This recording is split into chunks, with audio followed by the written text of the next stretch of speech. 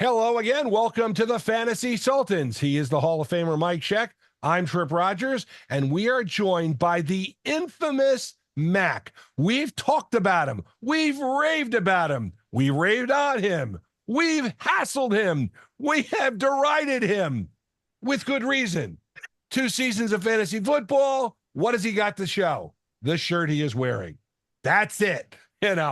He thought it was great that he beat the Hall of Famer a couple weeks ago. But this week, he played me. And as all people find out, you don't diss the Sultans. We have long memories. So we welcome Mac to our program. Mr. Mac, I guess I got to ask, we've talked privately. You and I have talked a bunch of times. Fantasy football is addicting, but when you get away from it and then come back to it, it can be somewhat daunting. Yes, I will say I did fantasy football when I was still in Houston working for a multinational corporation. We had a multi-department group, and it was a lot of fun. Moving to Georgia, new experience. Didn't really have a fantasy group until Mr. Rogers said, "Hey, we have an empty slot in our group. We need a punching bag. I mean, a new person for our group."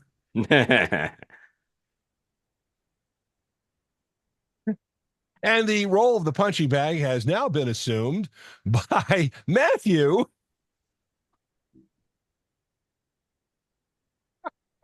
No, Mac's still the punching bag because you listen to the Fantasy Sultans, Mac. I mean, we kill Mac every week. And Mike, here we go into week 10 of fantasy football. We are now halfway through the season. Fantasy football, actually probably close to the 3/4 pull in fantasy football because, those playoffs will get in the way, something that Mac knows nothing about because he will not make the playoffs once again this year. But he will take pride in winning the consolation bowl. I will do my best.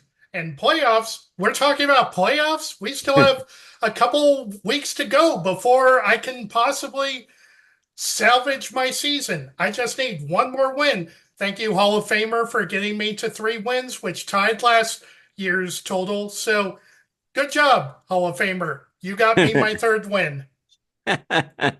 And unfortunately, in that league, Mikey, you're getting a lot of people wins. Yeah, I am. I should just have a fire sale on my team and just, But now this is the thing about fantasy football. And one of the reasons why we want to have Mac on, because, listen, there's a modicum of luck here. And Mac, in the league we're talking about, had the number 1 pick overall. And he listened to the Fantasy Sultans draft special. And we said, I don't know about Christian McCaffrey, number 1. CeeDee Lamb might be better choice. I don't know about this injury. Not feeling it. Not the vibes. What did Mac do? I went with my gut. I went with all the experts. I went with a couple other opinions, and that's why I am at the bottom half of the fantasy league. Good job, CMC. Well, but the thing about it is that he is on a timetable to come back. He's now on the 3-week window. He practiced. He could be the difference for some teams if they were able to cover his absence. And we talk about it all the time, Mike, and we say handcuffs. I mean, Jordan Mason has been a great handcuff for this team. Isaac Guerrero has been a surprise. But going back, this 49er offense, one of the things we were talking about, I think has kind of come true, is that there are issues. Brock Purdy is not a great quarterback. Game manager, yes. The running game, when it's working, is good. But the wide receiver core, Brandon Ayuk, late to camp, signed, injured, out. George Kittle was out for a couple of weeks. Jawan Jennings, out for a couple of weeks. That's part of the problem with San Francisco. And I don't know. I think they've been kind of average this year, would you say, Hall of Famer? Yeah, I'd say that they were average, but you take a look at the 49ers. I mean, you talk about injuries, and they're going to happen. We just can't predict them.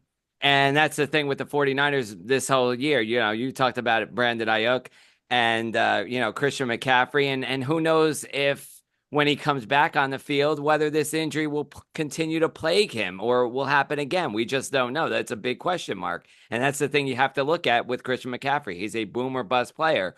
When he's healthy, he gets it done. He puts up the numbers. But when he's not, then you're left holding the bag. And one of the things I want to talk about here is the NFL trade deadline that happened this past week. We saw Zadarius Smith traded from Cleveland to Detroit. Mike Williams traded from the Jets to Pittsburgh. Marshawn Lattimore traded from New Orleans to Washington. Carolina's Jonathan Mingo was traded to Dallas. Tre'Davious White traded from Baltimore to the Los Angeles Rams. And we got to talk about the biggest losers and the biggest winners of the trade deadline. And I'll start off by saying that the biggest loser, in my opinion, was, in fact, the Dallas Cowboys. I mean, they're 3-5. NFC East, big, you talk about a sizable margin there. You've got Washington, Philadelphia in the lead. And then you got Dallas. And they've got the injury now to Dak Prescott. We don't know what's going to happen. We'll see what happens there. But you're buying into a wide receiver to help out your offense. I know that they're struggling, but they gave up a 4th-round pick that was kind of scrappy for the Panthers this year. Only 12 catches, 121 yards for the entire season so far. And, this is a win for the Panthers, obviously, not for Dallas. They definitely gave up a big asset that I think that Dallas just, this is buyer's remorse, maybe. I think when you talk about winners and losers in the draft, and we're talking about fantasy aspects of it too, that Jonathan Mingo move just makes no sense whatsoever. But Dallas is a fire sale right now. I mean, yeah. CeeDee Lamb is the only viable offensive weapon they've got. Rico Dowdell possibly, but without Dak Prescott, I just do not see a way for this team to go forward. The trading deadline would have been a time for them to pick up a quarterback. Any quarterback. Anything would be better. I mean, Cooper Rush, no, I don't think so. Now, I'm sorry. That's the ESPN guy, yeah. Yeah, Trey Wingo. No, Trey Lance is still there. He is possibly the backup quarterback. He could be in the lineup, and he could give you some value on the Dallas offense. All right, I'll go with winner in the draft, Mike Williams. Mike Williams gets out of the hellhole known as Aaron Rodgers' head. His time in New York was done. He goes to a Pittsburgh team that I think he's going to have an opportunity to play. And fantasy-wise, I think he's somebody that you may want to think about picking up. We'll get to our imports, exports in just a little bit.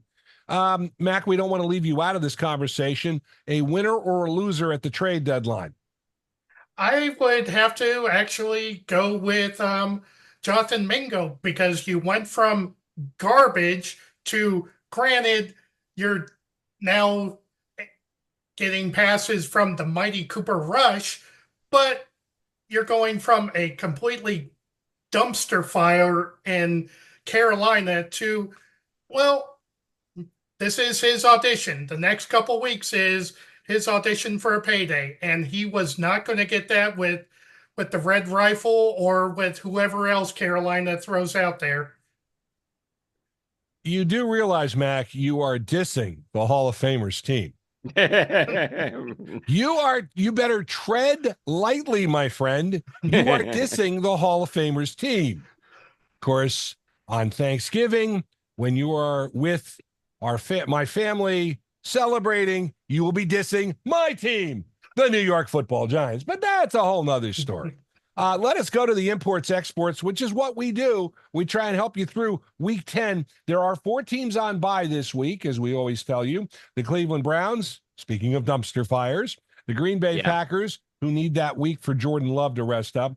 The Las Vegas Raiders, dumpster fire. Seattle Seahawks, could be warming up to a dumpster fire, although that's not bad. The fact that DK Metcalf did not get moved at the trading deadline shows you that Seattle is in this to win it. They think they can get into the race in the NFC West. Being gentlemen as we are, Hall of Famer, let us allow Mac to go first, import exports. That's a good one. Yep. Sure. We touched on it earlier. My first import is actually Mike Williams. We talked about him. He goes from being an afterthought with the New York Jets. The moment Rodgers decided he wanted nothing more to do with him, he had nothing to do in New York. Now he moves to a Pittsburgh team that they're in playoff contention. They could be dangerous. I think it's a great move for Mike Williams. And my other import is going to be actually, he doesn't get much looks, but Jonnu Smith. Definitely need tight ends this time of year. Jonnu Smith has been getting more and more catches. He's been getting pretty good tight end numbers, which you definitely need in fantasy football. Speaking as somebody that has Kyle Pitts, I wish I had consistency in my tight end position. So Jonnu Smith, he is definitely somebody that I would throw a waiver at as possible. As far as exports, I just have the one. Actually, I have two. I'm going to start with one of Tripp's boys, Wan'Dale Robinson. I've had him most of the year, has done garbage for me. Yeah, he's had a few decent games, but otherwise below double digits the entire season. This is playoff times. If you want to make the playoffs, you need producers. Wan'Dale Robinson, I just cannot trust him with a valuable spot. And related to that, yes, I'm in the home of the Atlanta 28-3s. I mean, the Atlanta Falcons. But I've got to go with Tyler Algieri. Just, if I give a couple numbers here, let's see, the last couple weeks, 5.5, 19.8, 5.5, 3.3, 7.8. Does that sound like the kind of numbers that inspire confidence with your fantasy team? I don't think so. And I've waited for him to produce, to do something, and I just can't do it. Those are my import exports. All right, Hall of Famer, you go next. All right, I'll start with Baltimore running back Keaton Mitchell, set to make his return after tearing his ACL last December. Mitchell was only on the league's most efficient rushers, leading last season 8.4 yards per carry, having 14% of his carries going for 15 plus yards. Now, he's not going to cut into significant numbers for Derrick Henry, but he would be good if you're looking for a back with some explosiveness. We'll go to Carolina wide receiver Xavier Legette. Had a slow start to the season with Bryce Young. Now he's found the end zone by scoring 2 straight games. Last week, 4 catches, 33 yards, and a touchdown. Following the Deontay Johnson trade, he looks to be the Panthers' #1 receiver. Now, Adam Thielen is back in the lineup, but we throw a wrench in things too as well. And Adam Thielen's age, he's 34 years old, so Xavier Legette would be a good option. Finally, wide receiver Quentin Johnson of the Los Angeles Chargers. Now, before getting injured in week 6, Johnson delivered a few quality performances in some big plays, and he made some trips to the end zone. He did exactly that in his return last week. Johnson accounted for the Chargers' biggest play of the day, finding the end zone on a 66-yard pitch and catch from Justin Herbert. And he would be a nice flex when the Los Angeles Chargers are in favorable matchups, and they have a few coming up. They have Tennessee this week, the Bengals in week 11, and then Atlanta in week 13. On to the exports, and that's quarterback Caleb Williams in Chicago. Now, he scored fewer than 10 points in 2 straight games.